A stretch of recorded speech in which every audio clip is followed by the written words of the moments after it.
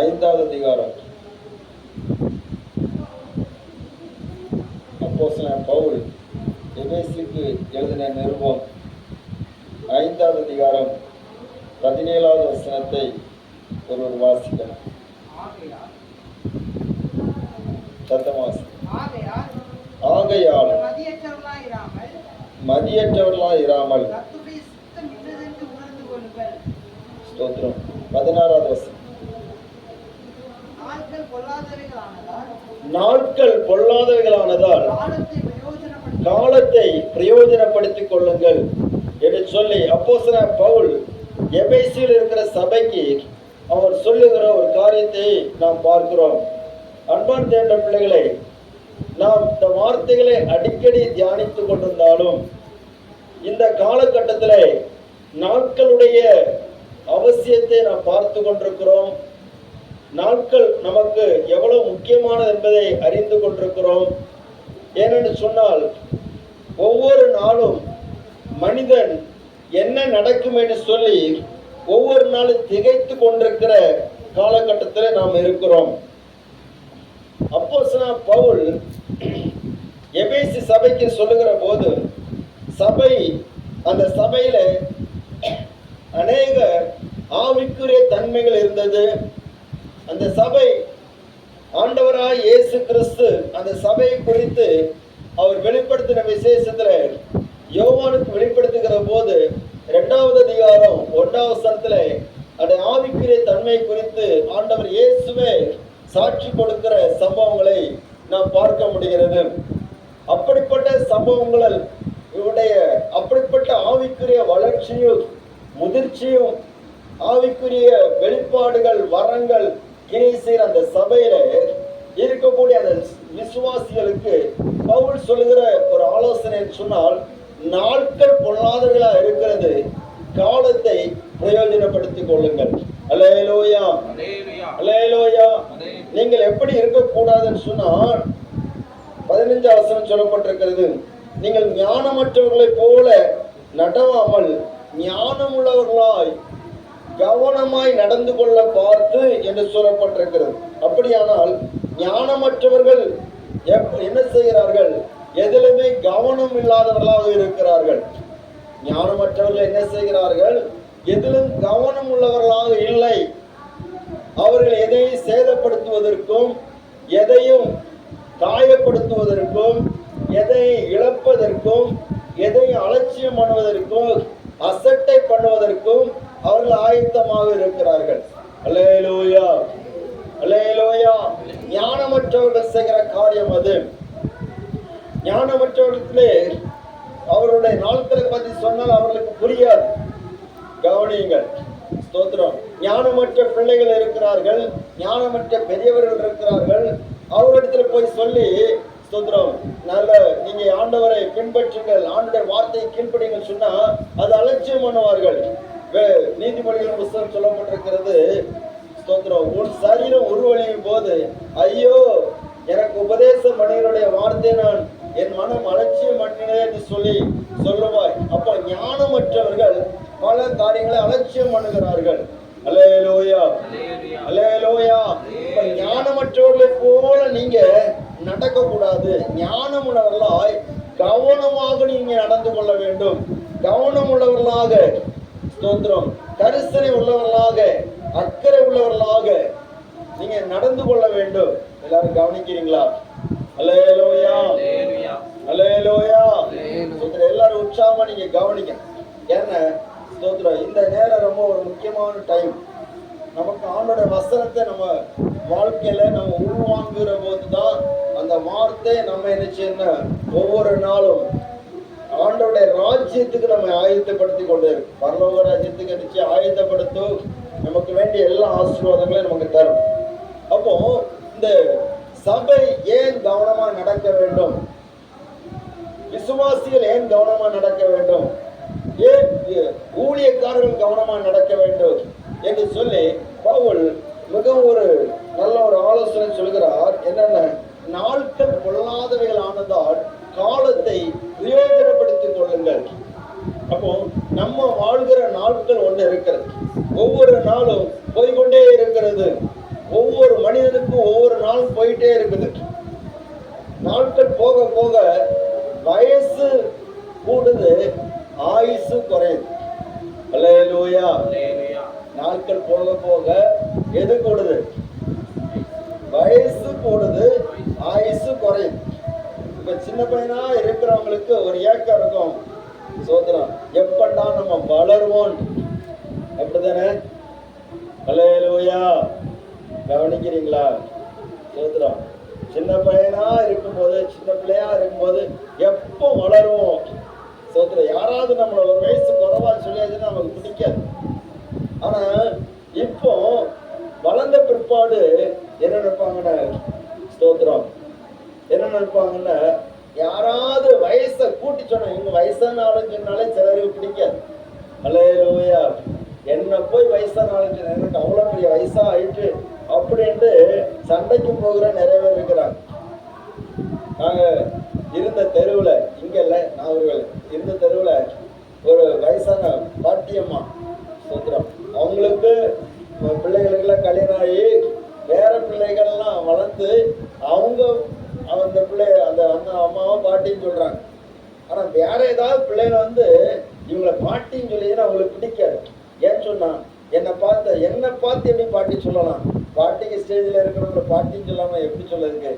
பாட்டின்னு சொல்லக்கூடாது, சிஸ்டர்ன்னு சொல்லணும், இல்லாட்டி அக்கான்னு சொல்லணும். அல்லேலூயா. ஒரு அல்லேலூயா.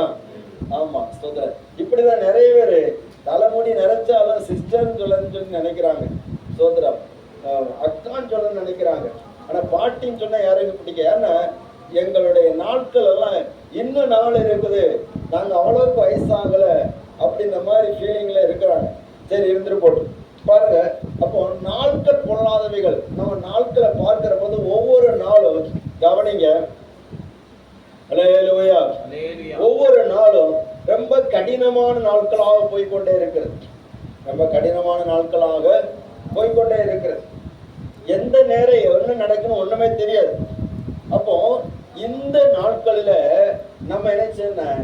நம்முடைய காலத்தை பிரயோஜனப்படுத்திக் கொள்ளணும். அதான் பவுல் சொல்லுகிறார், காலத்தை பிரயோஜனப்படுத்திக் கொள்ளுங்கள். இன்னைக்கு பார்க்கிற நாள் நாளைக்கு நீங்க பார்க்க முடியாது. இந்த மணி நேரம் நாளைக்கு பார்க்க முடியாது.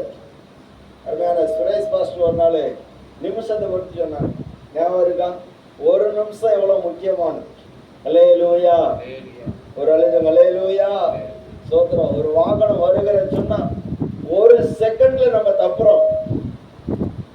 அப்ப அந்த ஒரு செகண்ட் அந்த மனிதனுக்கு ரொம்ப முக்கியமான நேரம். அல்லேலூயா. ஆமா, ஸ்தோத்திரம். ஐசி வார்டுல இருக்கக்கூடிய அந்த மனிதன் ஒரு 12 மணி நேரம் சொல்லியிருப்பாங்க. அந்த 12 மணி நேரம் ரொம்ப முக்கியமானது. அல்லேலூயா. அந்த 12 மணி நேரமும் எல்லாரும் அந்த பல்ஸ் மிஷினை பார்த்துட்டே இருப்பாங்க. சோத்திரம். பல்ஸ் குறையதா கூடுதா. நாங்க ஒரு தடவை ஆஸ்பத்திரியில் இருக்கும்போது ஒரு ஸ்தோத்திரம் ஒரு சின்ன பிள்ளைக்கு ட்ரீட்மெண்ட் கொடுத்துட்டு இருந்தாங்க, டெங்கு காய்ச்சல். அப்போ பல்ஸ் மாட்டிருந்து, பல்ஸ் குறையதா கூடுதான். நாங்க பார்த்துட்டே இருக்கிறோம். அந்த சகோதரி எங்களை பார்த்து சொல்றாங்க, ஃபர்ஸ்ட் ஜோம் பண்ணுங்க. நானே ஒரு பேஷண்ட் நாங்க வச்சுட்டு பார்த்துட்டு இருக்கிறேன். சோதரம் ஜோம் பண்ணுங்க. அப்போ ஜோம் பண்ணோம். ஆனா பல்ஸ் கூடுது குறையுது. உடனே அந்த வீட்டில் உள்ள பெரிய ஆட்கள் என்ன பண்ணாங்கன்னா, இங்க வச்சதுன்னா பல்ஸ் குறைஞ்சிடும் அப்படின்னு சொல்லிட்டு அந்த பிள்ளைய அப்படியே தூக்கிட்டு போயிட்டாங்க, வேற பெரிய ஆஸ்பத்திரி கொண்டு போயிட்டாங்க. பாருங்க. அப்ப பல்ஸ் அந்த பல்ஸுடைய டைம், அது சொல்லுகிற அந்த டைம் ரொம்ப முக்கியமானது. அல்லேலூயா. அந்த நேரத்துல யாரும் அங்கேயுமே திரும்ப மாட்டாங்க. இந்த டைம் ரொம்ப முக்கியமானது. அப்போ நமக்கு கொடுத்திருக்கிற நாட்கள்ல நாம் எப்படி காலத்தை பிரயோஜனப்படுத்திக் கொள்ளணும்? அப்படி காலத்தை பிரயோஜனப்படுத்திக் கொண்ட ஒரு மனிதன் இருக்கிறான். நிறைய விஷயங்கள் இருக்குது. காலையில என்ன வார்த்தை கொடுக்கணும்னு சொல்லி ஒரே ஒரு போராட்டம். அப்படி ஆண்டவர் என்னுடைய மனதில் போட்ட ஒரு வார்த்தை தான், காலத்தை பிரயோஜனப்படுத்திக் கொள்ளும். அல்லேலூயா. ஒரு அல்லேலூயா. சோத்திர. காலத்தை பிரயோஜனப்படுத்துறதுக்கு மற்ற மிருக ஜீவன்களுக்கெல்லாம் காலத்தை பிரயோஜனப்படுத்திக் கொள்ள தெரிகிறது. ஆனா தேவ சாயல படைக்கப்பட்ட நமக்கு காலத்தை பிரயோஜனப்படுத்திக் கொள்வதற்கான அறிவு இருந்தாலும் அதை நிறைய இடத்துல பிரயோஜனப்படுத்தாமல் இருப்பதனால்தான் நம்முடைய குடும்பங்களின் ஆசீர்வாதங்களை நாம் இழந்து கொண்டிருக்கிறோம். உண்மையா இல்லையா? அல்லேலூயா, ஸ்தோத்திரம். காற்றை பார்க்கிறவன் விதைக்க மாட்டான், மழையை பார்க்கிறவன் நிச்சய மாட்டான், அறுக்க மாட்டான். ஸ்தோத்திரம். அப்ப நம்ம எதையோ ஒன்று சாற்று போக்குகளை சொல்லிக் கொண்டு நம்ம காலத்தை பிரயோஜனப்படுத்த கொள்ளாமல் நம்ம இருக்கிறதுனால நிறைய ஆசீர்வாதங்களை நாம் இழந்து விடுகிறோம். அன்பானவர்களே, இனி வருகிற நாட்கள் கொடிய நாட்கள் என்று சொல்லி வேதம் சொல்லி இருக்கிறது. 2 தீமோத்தேயு புஸ்தகம் 3வது அதிகாரம் 1வது வசனத்தை யாரோ ஒரு வாசிக்கலாம்.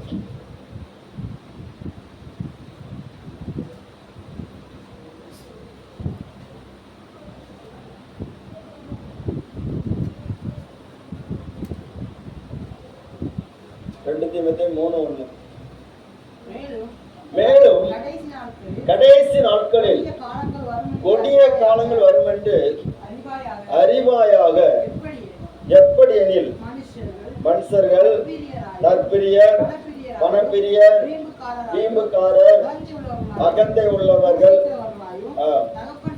தூசிக்கிறவர்கள், தாய் தகப்பன்மாருக்கு கீழ்ப்படியாதவர்கள், நன்றி அறியாதவர்கள், பரிசுத்தம் இல்லாதவர்கள், சுபாவ அன்பு இல்லாதவர்கள், இணங்காதவர்கள், அவதூறு செய்கிறவர்கள், இச்சை அடக்கம் இல்லாதவர்களாயும், நல்லோரை பயக்கிறவர்களாயும், துரோகிகளாயும், விகாரமுள்ளவர்களாயும், இருமாப்புள்ளவர்களாயும், தேவ பிரியராயிராமல் சுகபோக பிரியராயும், வேஷத்தை தரித்து அதின் பலனை மறந்திருக்கிறவர்களாயும் இருப்பார்கள். அல்லேலூயா. இப்படிப்பட்டவையை விட்டு நீ விலகு என்று சொல்லி பவுல் அப்பொழுதே சொல்லி இருக்கிறார். இந்த வார்த்தை எழுதப்பட்டு கிட்டத்தட்ட 2000 வருஷத்துக்கு பக்கத்தில் ஆகிவிட்டது.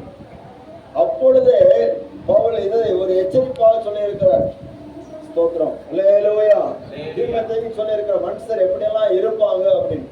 ஆனால் அன்னைக்கு இருந்தாங்களோ இல்லையே தெரியாது. ஆனா இப்பொழுது அந்த வார்த்தை அப்படியே ஸ்தோத்திரம் இருக்கிறத நம்ம பார்க்க முடிகிறது. அல்லேலூயா. மனுஷருடைய சுபாவங்கள் எப்படியெல்லாம் மாறுகிறது, எப்படியெல்லாம் ஒவ்வொரு நாளும் போய்கொண்டே இருக்கிறது என்பதை நம்ம பார்த்து கொண்டிருக்கிறோம்.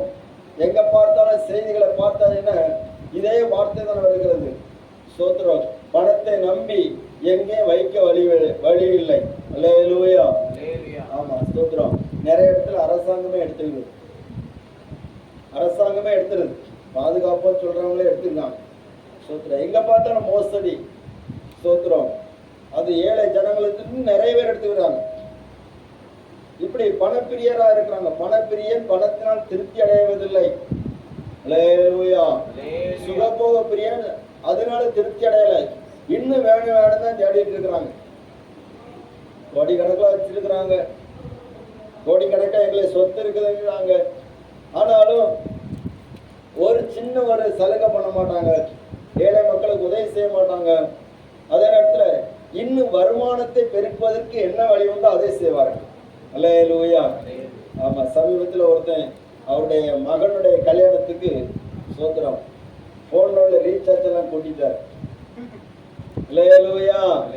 என்ன இருக்கிறது காணாது, கல்யாண செலவுக்கு தேவைப்படுது, கூட்டிட்டார். அவன் சொல்றாரு, நல்ல திட்டினாலும் சூடு இல்லை, சொர்ணையும் இல்லை. ஸ்தோத்திரம். அவன் செய்யற கரெக்டா செய்தான். அல்லேலூயா.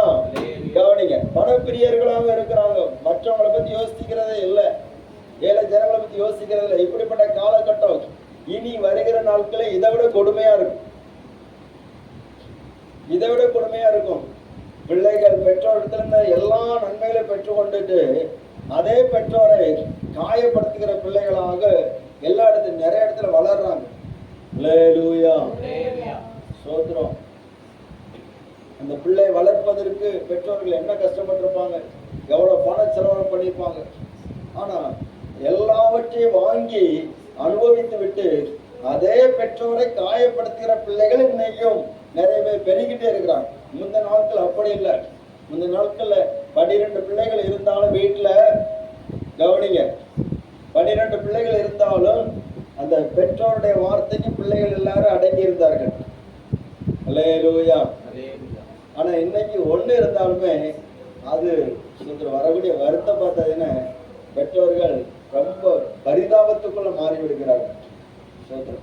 கடைசியில இந்த பெற்றோர் வாயை ஒண்ணு செய்யறதற்கு பலனற்றதுனால வாயை திறந்து சொல்லுவாங்க, நல்லா இருந்துன்னு சொல்லுவாங்களா? அல்லேலூயா. நல்லா இருந்து சொல்லுவாங்களா? சொல்ல மாட்டாங்க. என் வயிற்றறிச்சா நீ கொட்டிக்கிடாத அப்படிமா. அது சாபமா போயிடும். நம்ம சாபத்தின் பிள்ளைகளாக, சாபத்தின் சந்ததிகளாக நிறைய பேர் உருவாகிட்டு இருக்காங்க. இந்த காலங்கள் கொடிதாக மாறிக்கொண்டிருக்கிறது. இந்த நாட்கள் கொடியதாக மாறிக்கொண்டிருக்கிறது. அல்லேலூயா. அப்போ எப்படி நம்முடைய காலத்தை பிரயோஜனப்படுத்திக் கொள்ளணும்? எப்படி நம்முடைய காலத்தை பிரயோஜனப்படுத்திக் கொள்ளணும்? இதே போல உள்ள சூழ்நிலைத்தான் முந்தின நாட்கள் இருந்தது.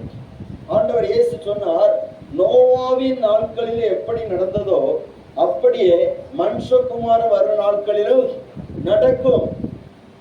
அல்லேலூயா. கவனிக்கிறீங்களா? இது வருஷத்தின் கடைசியில வந்துவிட்டோம். ஆண்டவருக்கு நன்றி பாடல்களை பாடுகிறோம். ஸ்தோத்திரம், நல்லதுதான். ஆனால் இதே போல இது ஒரு கொடிய நாட்களிலே, கொடிய காலங்களிலே நெருங்கிவிட்டோம் அல்லது வந்திருக்கிறோம் என்பதை நாம் அறிந்து கொள்ள வேண்டும். அல்லேலூயா. கர்த்தர் உங்களை ஆசீர்வதிப்பாராக. அன்பானவர்களே, அப்போ நாம் எப்படி காலத்தை பிரயோஜனப்படுத்திக் கொள்ளணும்? நம்ம ஒவ்வொருவருக்கும் ஒவ்வொரு காலம் இருக்கிறது. ஒவ்வொருவருக்கும் ஒவ்வொரு காலம் இருக்கிறது.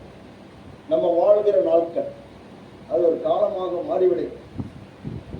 நோவாவின் நாட்களில் எப்படி நடந்தது அப்படியே மனுஷகுமார் வரும் காலத்திலும் நடக்கும் என்று சொல்லியிருக்கிறார்.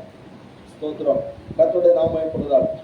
நோவாவுடைய நாட்களிலே நடந்தது ஒரு கடைசி தருணமாக இருந்தது என்பதை நாம் பார்க்கிறோம். எல்லா ஜனத்துடைய அழிவுக்கும் ஒரு கடைசி தருணமாக இருந்தது. இதே போலத்தான் இந்த நாட்களும் ஒரு கடைசி தருணமாக இருக்கிறது. அப்ப இந்த நாட்களிலே அந்த நோவாவுடைய காலத்தை நான் திரும்பி பார்த்தால், அன்றைக்கு இருந்த நோவா எப்படி தன்னுடைய காலத்தை பயன்படுத்தினான் அல்லது பிரயோஜனப்படுத்தினான் என்பதை குறித்து சில வார்த்தைகளை நாம் தியானித்தால் பிரயோஜனமாக இருக்கும். அல்லேலூயா. ஆதியாகமத்தின் புஸ்தகம் 8வது அதிகாரம் 6வது அதிகாரம் 8வது வசனம் 9வது வசனம். நோவாவுக்கோ கர்த்தருடைய கண்களில் கிருபை கிடைத்தது. நோவாவின் வம்ச வரலாறு. நோவா தன் காலத்தில் இருந்தவர்களுக்குள்ளே நீதிமானும் உத்தமனுமாய் இருந்தான். நோவா தேவனோடு சஞ்சரித்துக் கொண்டிருந்தான். கவனிங்க, நோவாவுக்கோ கர்த்தருடைய கண்களில் கிருபை கிடைத்தது. ஏன் கர்த்தருடைய கண்களில் கிருபை கிடைத்தது? கர்த்தருடைய கண்களில் கிருபை கிடைக்க முன்னாடி ஆண்டுடைய கண்களை கிருபை கிடைக்க முடியாத சம்பவம் இங்கே ஒன்று இருக்கிறது. என்ன சம்பவம் சொன்னால், அங்க சொல்லப்பட்டிருக்கிறது, கர்த்தர் தாம் மனுஷனை பூமியில உண்டாக்கினதற்காக மனஸ்தாபப்படுகிற ஒரு நிலைமை இருந்தது. என்ன, அங்கே ஜனங்களுடைய அக்கிரமம் பெருகிவிட்டது. மனுஷனுடைய அக்கிரமம் பூமியில பெருகிறதுனால தேவனுக்கு விரோதமாக பாவம் செய்கிறவர்களாக மாறிவிட்டார்கள். தேவனுக்கு விரோதமாக பாவம் செய்கிற போது கர்த்தர் என்ன சொல்லுகிறார், இந்த மனுஷரை பூமி மேல் இராதபடிக்கு பூமியின் மிருக ஜீவங்களோடு கூட எல்லா ஜீவராசிகளோடு கூட சேர்ந்து இந்த மனிதனை நான் அழித்து போடுவேன் அல்லது நிக்கிரகமாக்கி விடுவேன் சொல்லி ஆண்டவர் சொல்லுகிறதை நம்ம பார்க்க முடிகிறது. அப்படி அவர் சொல்லி கொண்டிருக்கும் போது எல்லா மனிதருடைய தண்டனையும் அல்லது தீர்ப்பும் உறுதியாகிவிட்ட நேரத்துல எல்லா மனுஷரையும் பார்க்கிறார். அவருடைய கிருபை அவருக்கு முன்பா நிற்கிறது. இந்த கிருபை யாருக்காவது ஒரு மனிதனுக்கு கிடைக்க வேண்டுமே என்று சொல்லி அவர் கிருபையை கண்ணோக்கும் போது கிருபை கிடைப்பதற்கு ஒரு மனிதன் தகுதியாக இருக்கிறான். அவன் தான் நோவா. அல்லேலூயா, அல்லேலூயா. நோவாவுக்கோ கர்த்தருடைய கண்களுக்கு கிருபை கிடைத்தது. அப்படியானால் வேறு எந்த மனிதனுக்கு கிருபை கிடைக்கவில்லை. அப்ப நோவாவுக்கு கர்த்தருடைய கண்களுக்கு கிருபை கிடைத்தது. நோவாவுக்கு கர்த்தருடைய கண்களை கிருபை கிடைத்தது. காரணம் என்னது?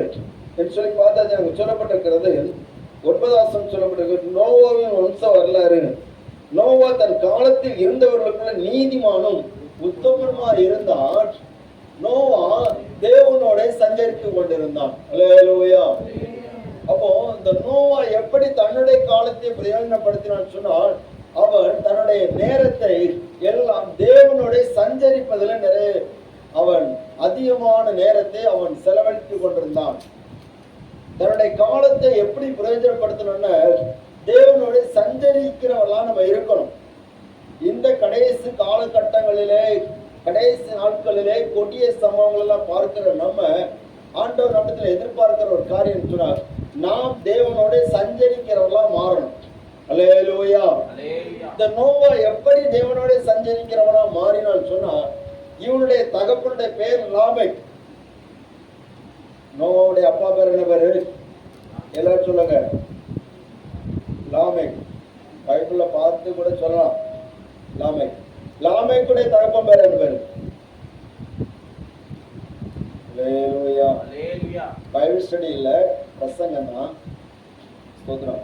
லாமெக்குடைய தகப்பன் பேரு மெத்துசலா. சரியா? மெத்துசலாவுடைய தகப்பன் பேரு ஏனோக். நீங்க ஆதியாகமம் 5வது அதிகாரத்துல ஸ்தோத்திரம் 24ஆம் வசனம் நீங்க பாப்பீங்கன்னா, ஏனோக்கு தேவனோட சஞ்சரித்துக் கொண்டிருக்கையில் காணப்படாமல் போனான், தேவன் அவனை எடுத்துக்கொண்டார் என்று சொல்லப்பட்டிருக்கு. இந்த நோவா தேவனோடு சஞ்சரிக்கிற அனுபவத்தை யாரிடத்திலிருந்து பெற்றுக்கொண்டான் அப்படி சொன்னா, ஏனோக்கு இடத்திலிருந்து பெற்றுக்கொண்டான். யார் இடத்திலிருந்து பெற்றுக்கொண்டான்? ஏனோக். அப்போ நோவா பிறந்த போது ஏனோக்கு இருந்தானா சொல்லி நீங்க கேட்டீங்கன்னா, இருந்தான். ஏனோக்கு ஸ்தோத்திரம், ஏனோக்கு எடுத்துக்கொள்ளப்படுகிற வரைக்கும் நோவா ஏனோக்கை பார்த்திருக்கிறான், அவரோடு பேசியிருக்கிறான், அவர் தேவனோடு சஞ்சரித்திருந்த காரியத்தை கூட அறிந்திருக்கிறான். அல்லேலூயா.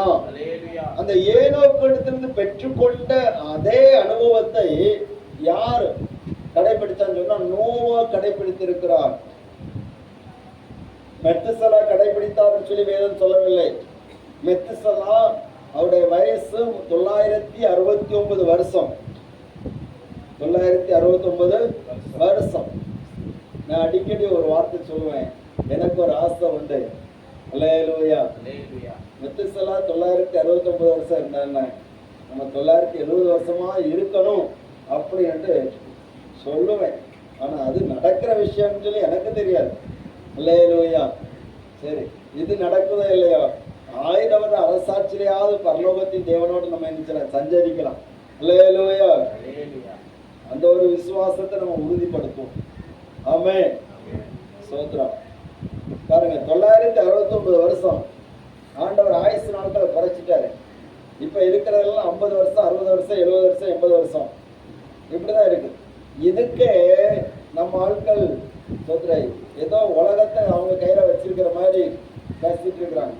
அல்லேலூயா. அவன் 969 வருஷம் அப்படியெல்லாம் இருந்துன்னு சொன்னா, கடவுளே கிடையாது, நாங்க தான் எல்லாம் ஆளினால் அப்படின்ற மாதிரி எல்லாரும் சொல்ல ஆரம்பிச்சிருவாங்க. அதனாலதான் ஆயுசை குறைச்சிட்டேன். ஆமென். ஸ்தோத்திரம். அப்ப 969 வருஷம் இந்த மெத்துசலா வாழ்ந்தாலும் அவன் தேவனோட சஞ்சரித்தான் என்று சொல்லி வேதம் சொல்லவில்லை. இந்த மெத்துசலா யாருடைய மகன் சொல்லுங்க? ஏனோக்குடைய மகன். ஏனோக்குடைய மகன் தான் மெத்துசலா. ஏன் மெத்துசலான்கிற பெயர் வைக்கப்பட்டன்னு சொன்னால், இவன் நாட்களிலே ஒரு அழிவு வரும் என்று சொல்லி அர்த்தம். இவன் நாட்களே அழிவு வரும். இந்த ஏனோக்கு அவர் வாழ்ந்த நாட்களிலே அவர் எதை அறிந்திருந்தார் என்று சொன்னால், நீங்கள் யூதாவின் புஸ்தகத்தை எடுத்துக்கொள்ளுங்கள். யூதாவின் புஸ்தகம் 1வது அதிகாரம்.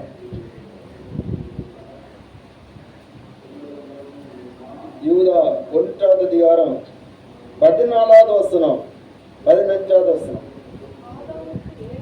ஆதாமுக்கு 7ஆம் தலைமுறையான ஏனோக்கும் இவர்களை குறித்து இதோ எல்லாருக்கும் நியாய தீர்ப்பு கொடுக்கிறதற்கும்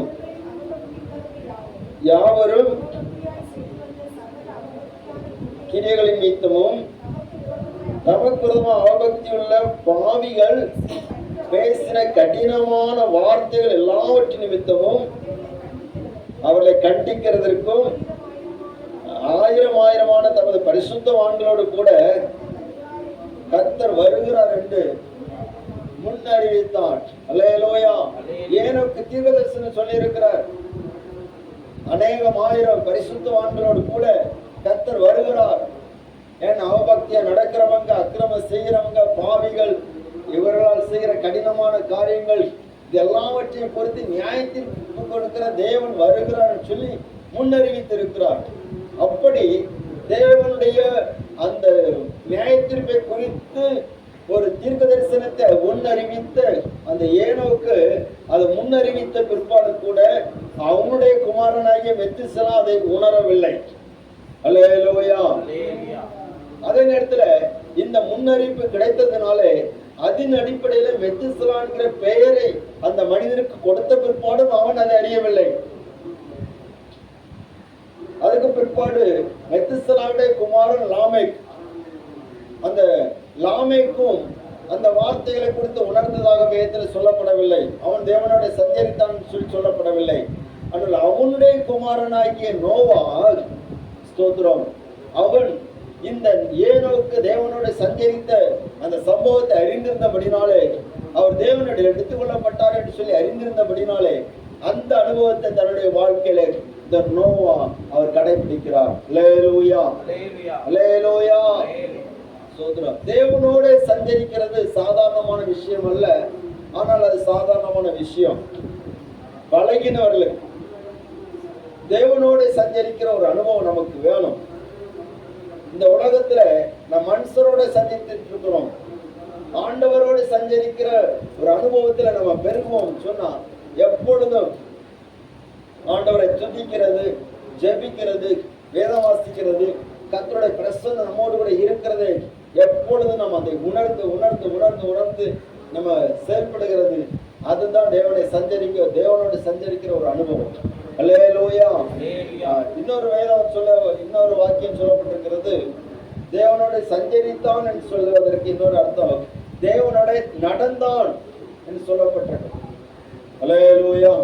தேவனோட நடந்தான். இப்போ ஆண்டவர் எவனும் ஒன்று போல நடக்கிறான். அப்போ ஆண்டவர் எவ்வளவு வாஞ்சோடு இருக்கிறார். ஆதாமோடு தேவன் சஞ்சரித்தார். பகலில குளிர்ச்சியான வேளையில ஆண்டவர் ஆதாமிடத்தில் சஞ்சரிக்கும்படியாக உலாவும்படியாக இறங்கி வருகிறார். அதே அனுபவத்தை இந்த ஏனோக்கு பெற்றுக்கொள்கிறான். அதே அனுபவத்தை நோவா பெற்றுக்கொள்கிறான். அல்லேலூயா. அதே அனுபவத்தை ஆபிரகாம் பெற்றுக்கொள்கிறார். அதே அனுபவத்தை மோசே பெற்றுக்கொள்கிறார். இப்படி தேவன் ஒவ்வொரு மனிதர்களையும் பார்க்கிறார். தன் காலத்தை பிரயோஜனப்படுத்துகிற மனிதர்களை பார்க்கிறார். இந்த கடைசி காலத்தில் இருக்கிற நம்மை ஆண்டவர் அதற்காகத்தான் தெரிந்திருக்கிறார். நீ என்னோடு இருக்க வேண்டும். அல்லேலூயா, அல்லேலூயா. ஆமென், ஸ்தோத்திரம். நாம் தேவனோடு இருந்தால் அவர் நம்மோடு இருப்பார். இன்னைக்கு ஆண்டவரோடு இருக்கிறதுக்கு நேரம் குறவு. ஸ்தோத்திரம். பாருங்க, ஆண்டவரோடு இருக்கிறதுக்கு நேரம் குறவு. இன்னைக்கு மாதிரி அன்னைக்கு ஞாயிற்றுக்கிழமை ஆராதனை அதிகமா கிடையாது. நோவோட நாட்கள் ஞாயிற்றுக்கிழமை ஆராதனை கிடையாது. சனிக்கிழமை ஆராதனை கிடையாது. அல்லேலூயா. பைபிள் கிடையாது. சுவிசேஷ பிரசங்கம் ஒன்றும் கிடையாது. சர்ச்சு கிடையாது. ஆனா தேவனோட சஞ்சரித்தார். அது எப்படி முடிஞ்சுது? இன்னைக்கு நமக்கு ஞாயிற்றுக்கிழமை ஆராதனை இருக்குது, பைபிள் ஸ்டடி இருக்குது, உபவாச கூட்டம் இருக்குது. ஸ்தோத்திரம். அல்லேலூயா, அல்லேலூயா. எல்லா கூட்டமும் இருக்குது. ஆசீர்வாத பிரசங்கம் இருக்குது. எல்லா பிரசங்கமும் இருக்கு.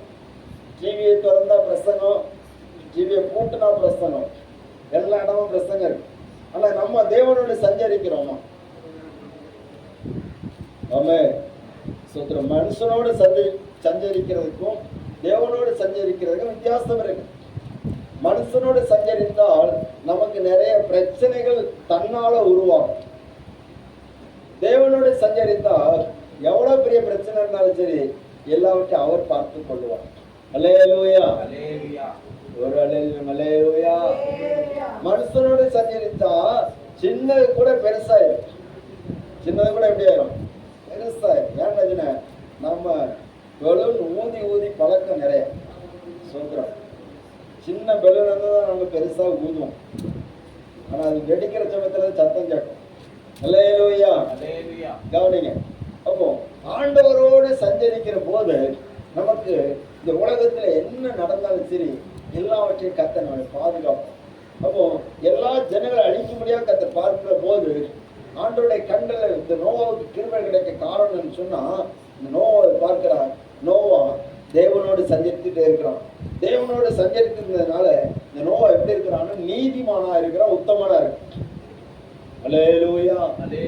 ஆண்டவரோடு சஞ்சரிக்கிறவங்க நீதிமான்களாக இருப்பார்கள், உத்தமர்களாக மாறி விடுவார்கள். அப்ப நம்ம ஆண்டவர் இப்படிதான் நம்மளை மாற்ற, யாரோடு நம்ம இருக்கிறோமோ அவங்களுடைய சுவாதம் நமக்கு. ஆமா, பூவோடு சேர்ந்த நாறு நிச்சயமா மணக்கும். அல்லேலூயா. நம்ம எந்த இடத்துல போய் இருக்கிறோமோ அந்த லாங்குவேஜ் நமக்கு வரும். கேரளத்துல போய் இருந்தா அந்த லாங்குவேஜ் வரும். ஆமா, ஸ்தோத்திரம். வடநாட்டுக்கு போயிட்டு அந்த ஹிந்தி லாங்குவேஜ் வந்துடும். வேண்டாம் சொல்லி வெறுத்தாலும் எப்படியாவது வந்துடும். ஏன்னா அந்த லாங்குவேஜ் நமக்கு வராட்டுமா நம்மளால சஞ்சரிக்க முடியாது. ஸ்தோத்திரம். கர்த்தருடைய நாமம் கூடதான். அப்போ ஆண்டவரோடு இருந்தா அவருக்கு சுபாவம் வந்துடும், அவருடைய பரிசுத்தம் வந்துடும், அவருடைய நீதி வந்துடும், அவருடைய ஸ்தோத்திரம் குணாதிசயம் வந்துடும், அவருடைய உத்தமம் வந்துடும், அவருடைய சுபாவம் நமக்குள்ள வந்துடும். இயேசுவோடு நிறைய பேர் இருந்தாங்க. அல்லேலூயா. ஆனா இயேசுவோடு சஞ்சரித்தவங்க சிலர். கவனிக்கிறீங்களா? இயேசுவோடு நிறைய பேர் இருந்தாங்க. அற்புதம் வாங்குறதுக்கு வந்தாங்க, ஆகாரம் சாப்பிடுறதுக்கு வந்தாங்க. சோதரர் இயேசு என்ன செய்யறது பார்க்க வந்தாங்க, குற்றம் கண்டுபிடிக்க வந்தாங்க, குறை சொல்றதுக்கு வந்தாங்க, அவரை சிலுவையில் அறையதுக்கு ஒரு கூட்டம் சுத்திட்டே தெரிஞ்சது. எல்லாம் வந்தாலும் இயேசுவோடு சஞ்சரித்தவங்க ஒரு சிலர் தான்.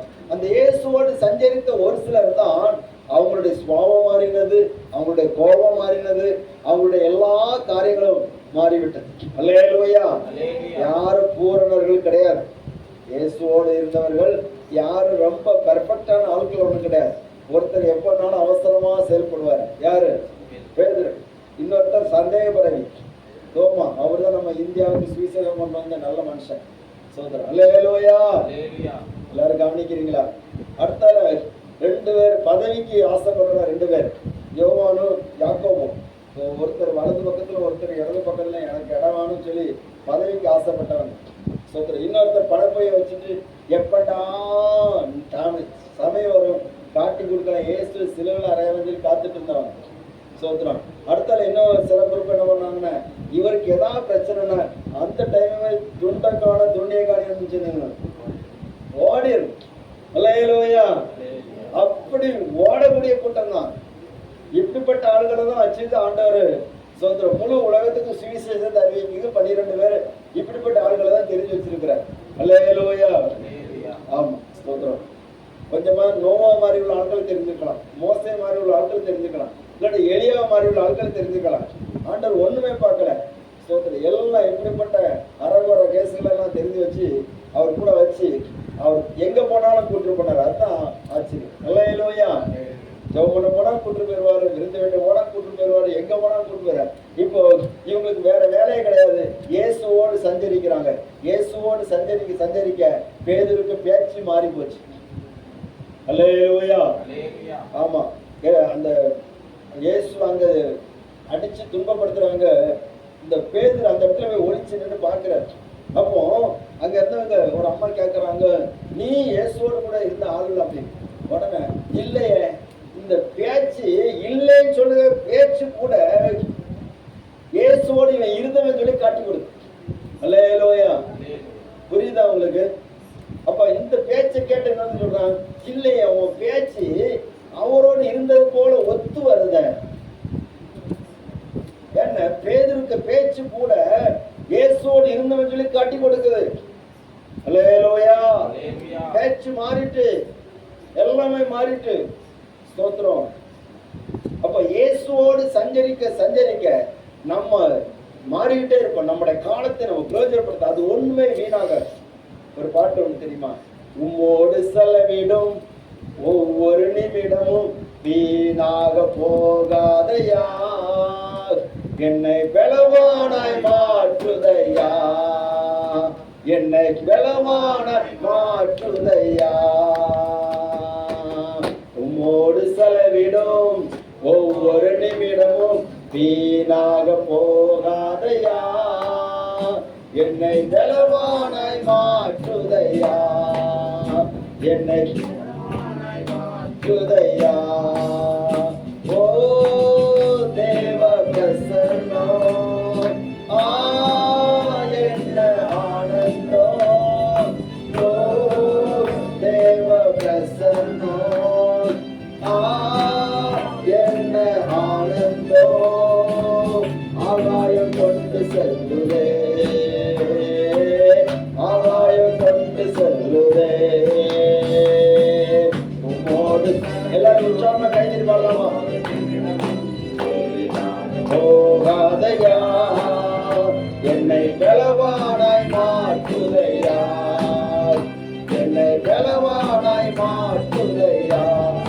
முதலாவது தேவனோட சஞ்சரிக்கிற மனிதனாக இருந்தான் நோவா. ஆனபடினால கர்த்தருடைய கண்களை கிருபை கிடைத்தது, தன் காலத்தை பிரயோஜனப்படுத்திக் கொண்டான். அல்லேலூயா, ஸ்தோத்திரம். இரண்டாவது, அந்த நோவா செய்த இன்னொரு காரியத்தை பார்க்கிற போது 6வது அதிகாரம் 22வது வசனத்தை ஒருவர் வாசித்தார். ஆதியாகமம் 6:22. நோவா அப்படியே செய்தான். நோவா அப்படியே செய்தான், தேவன் தனக்கு கட்டளையிட்டபடியெல்லாம் செய்து முடித்தான் என்று சொல்லப்பட்டது. முதலாவது, நோவா தேவனோட சஞ்சரித்துக் கொண்டிருந்தான். இரண்டாவது, அவன் தேவன் என்ன சொன்னாரோ அதை அப்படியே செய்தான். அல்லேலூயா.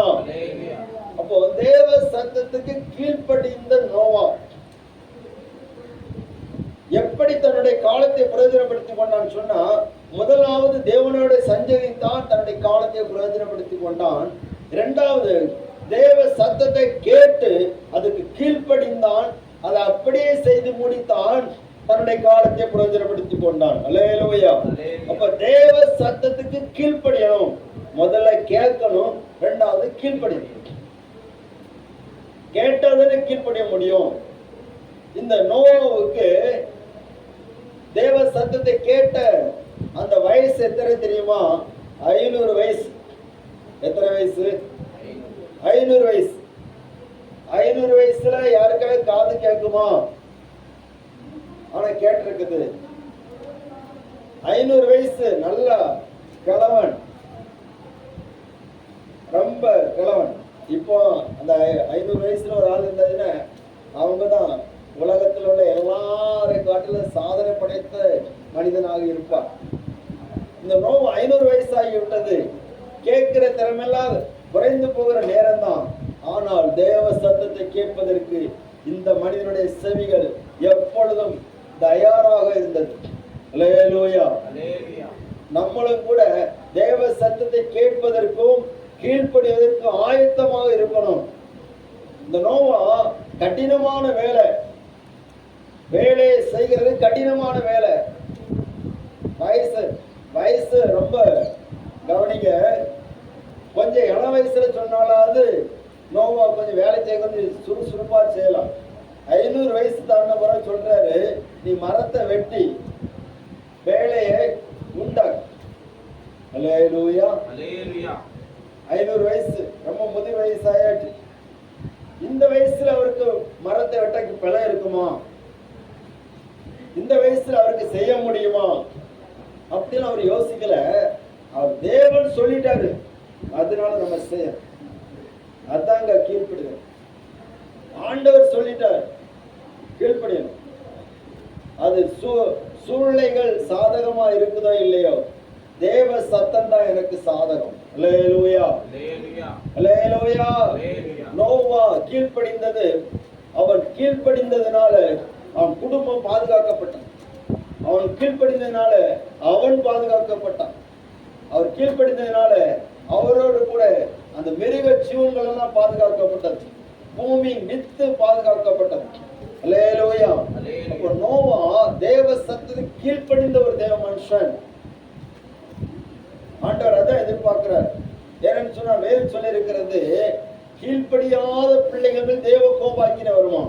எபேசியர் 5வது அதிகாரத்துல பவுல் அந்த நாட்களை பிரயோஜனப்படுத்திக் கொள்ளுங்கள் சொல்லி அந்த வார்த்தைகளை சொல்வதற்கு முந்தின வசனங்களிலே ஏன் அந்த வார்த்தையை சொல்லுகிறாருன்னு ஸ்தோத்திரம் 6வது வசனம் 5வது அதிகாரம் 6வது வசனம்.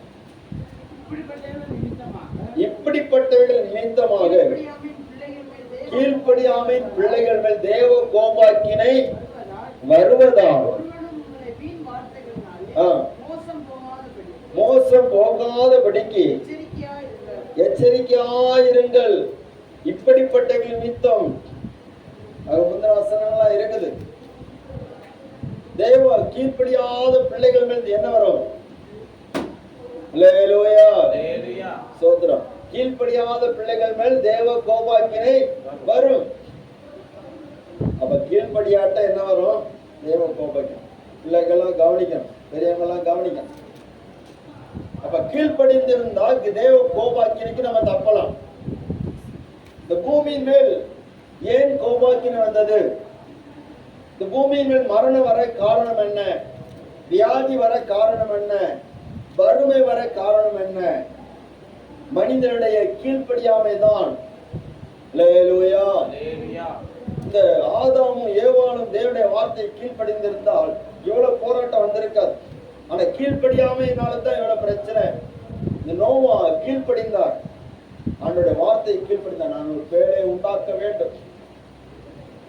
இந்த இடத்துல இந்த ஊழியம் நடப்பதற்கு காரணம் கீழ்ப்படிதல். இந்த சீதப்பால் பட்டணத்துக்கு, இந்த கிராமத்துக்கு பட்டணமா மாறப்போகுது, அதனால வந்துச்சு. அல்லேலூயா, ஸ்தோத்திரம். இந்த சீதப்பால் பட்டணத்துக்கு நியமிக்கப்பட்டு வருகிற நாளிலே முந்தின நாளே ஒரு சொப்பனத்தை ஆண்டவர் எனக்கு காட்டினார். கவனிக்கிறீங்களா? அல்லேலூயா, ஸ்தோத்திரம். அந்த சொப்பனத்துல நான் அதுக்கு அன்றைக்கு தான் ஆண்டவரே, நான் நாளைக்கு சீதப்பால் போகணும், என்ன செய்ய தெரியல, உண்மையிலே நான் அனுப்புவீரா அப்படின்னு பல கேள்விகளோடு கூட தான் அன்றைக்கு இருந்தேன். ஆனா அன்றைக்கு இரவுல ஒரு சொப்பனத்தை பார்த்து ஒரு கூட்டம் நடத்துவதற்கு ஆயத்தமாக்கி கொண்டிருக்கிறார்கள். அந்த கூட்டத்துல நடத்துவதற்கு ஆயத்தமாக்கி கொண்டிருக்கிற போது ஸ்தோத்திரம், நான் அதுல முன்னாடி நின்று ஸ்தோத்திரம் பண்ணிக்கொண்டே இருக்கிறேன். ஸ்தோத்திரம் பண்ணிக்கொண்டே இருக்கிற போது திடீரென்று ஒரு தலைமை போதகர் ராஜேந்திர ஐயா வருகிறார். வந்து ஸ்தோத்திரம் என்னை கூப்பிட்டு முழங்கள் போட சொல்லி தலையில கை வைத்து ஜெபிக்கிறான்.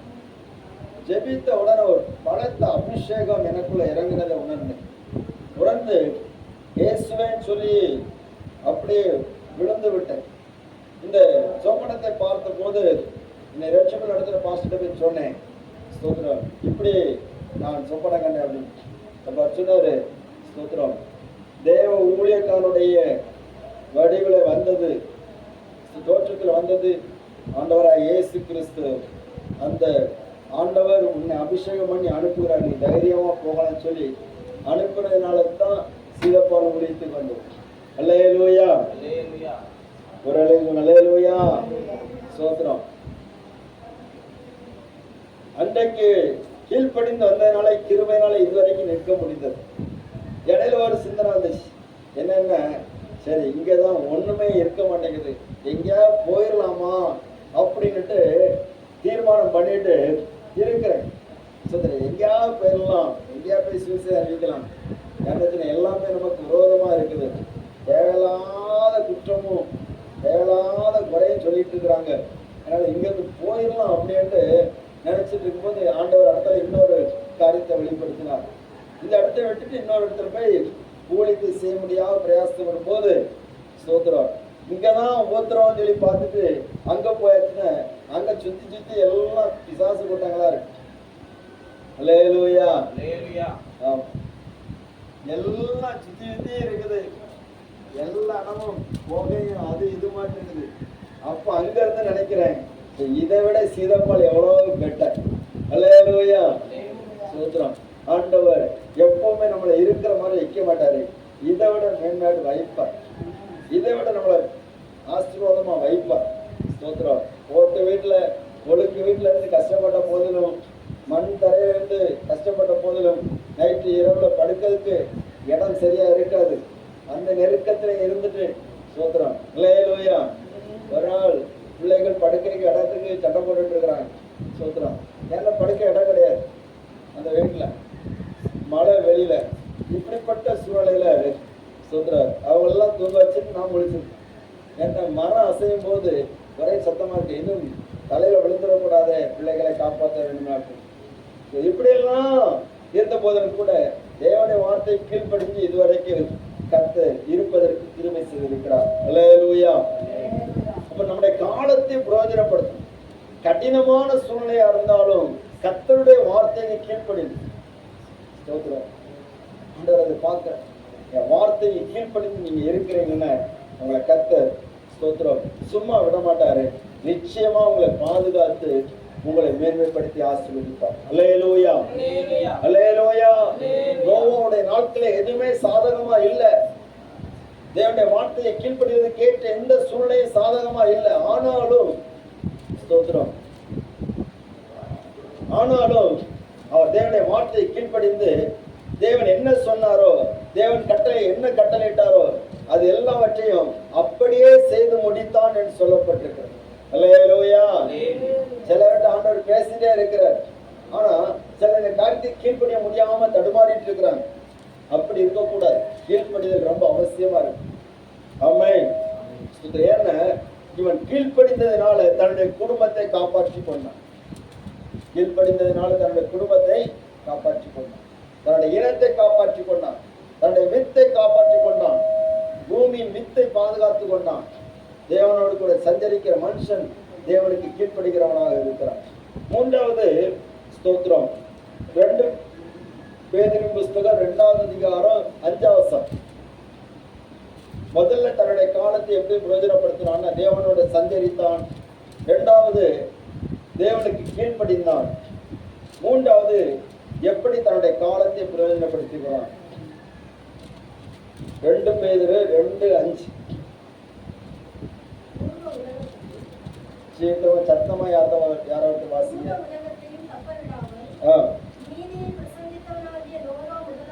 நீதியை பிரசங்கித்தவனாகிய நோவா முதலான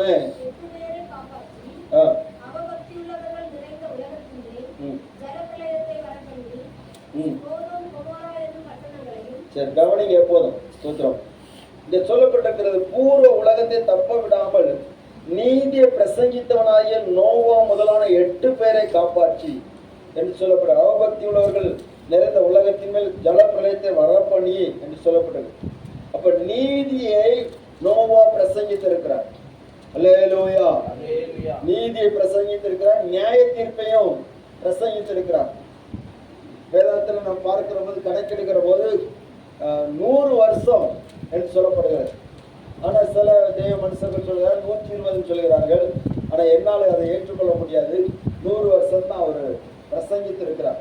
100 வருஷம் வேலையும் கட்டியிருக்கிறாரு, பிரசங்கமும் பண்ணியிருக்கிறார், நீதியை பிரசங்கிக்கிறார்.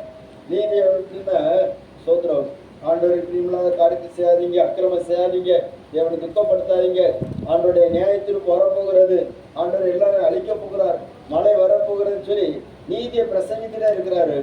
யாருமே அதை ஏற்றுக்கொள்ள. அல்லேலூயா. 100 வருஷம் பிரசங்கம் பண்ணி கேட்கல. அப்ப 100 வருஷம் பிரசங்கம் பண்ணி கேட்காத ஜனங்களை ஆண்டவர் மீட்டு கொள்ளவில்லை. 100 வருஷம் ஒருத்தர் பிரசங்கம் பண்ணனானே அவனே அவனுடைய குடும்பத்தையும் கத்த காப்பாற்றினான். அல்லேலூயா. அப்ப நம்ம பிரசங்கம் பண்ணி நம்ம வசனத்தை சொல்லி யாரு கேட்கிறாங்களோ இல்லையோ, நம்ம தப்புன்னா பிரசங்கித்துதான் ஆகணும். நம்ம வசனத்தை சொல்லித்தான் ஆகணும். துன்மார்க்கன் சாகரனுக்கு எவ்வளவு பேரும் பிரியமில்லை. அவனை நீ சொல்ல வேண்டிய இடத்துல சொல்லித்தான் ஆகணும். அவன் மனம் திரும்பினா அவனுக்கு நல்லது, இல்லாவிட்டா நீ உன்னுடைய ஆத்மாவை காப்பாற்றிக் கொள்வாய். அல்லேலூயா. அப்ப நீதியை பிரசங்கிக்கணும். கிறிஸ்தவர்கள் நீதியை சொல்லணும், அவனுடைய வார்த்தையை சொல்லணும், நியாயத்திற்கு சொல்லணும். ஏன்னா வருகிற நாட்கள் ரொம்ப கொடிய நாட்களாக இருக்கிறது. ஸ்தோத்திரம். அருமையான தேவனுடைய பிள்ளைகளே, இங்க இருக்கிற மாதிரி ஒரு சௌகரியம் வட இந்தியால கிடையாது. அப்படி கிடையாது. ஸ்தோத்திரம். எத்தனை பேர் எத்தனை வீடுகளை இடிச்சிருக்கிறாங்க. அரசாங்கமே அல்லது செய்தி செய்தியில் வருகிற நியூஸ்ல வருகிற தகவலை கிட்டத்தட்ட 4 லட்சம் வீடுகளுக்கு மேல இடித்திருக்கிறாங்க உத்தரப்பிரதேசத்தை.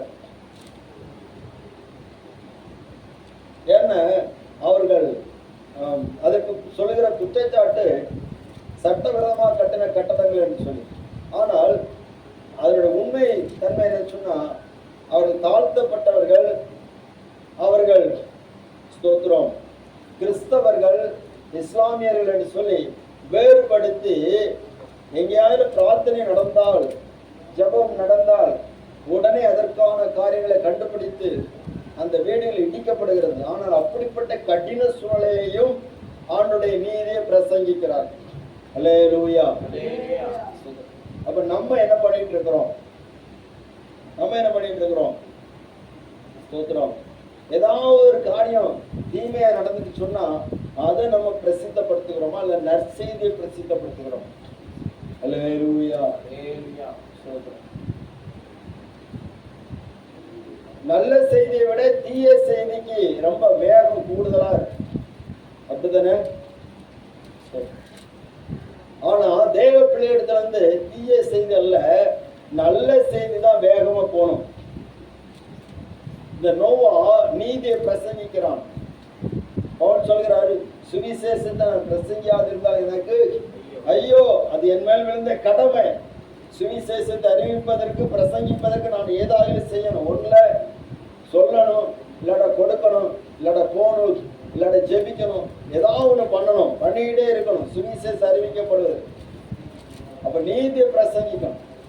கடைசியில நோவா செய்த இன்னொரு காரியம் சொன்னா, ஆதியாகமத்தின் புத்தகம் 8ஆம் அதிகாரம் 20 22 நோவா தேவனுக்கு பலிபீடம் கட்டி தேவனை தொழுது கொள்கிறான்.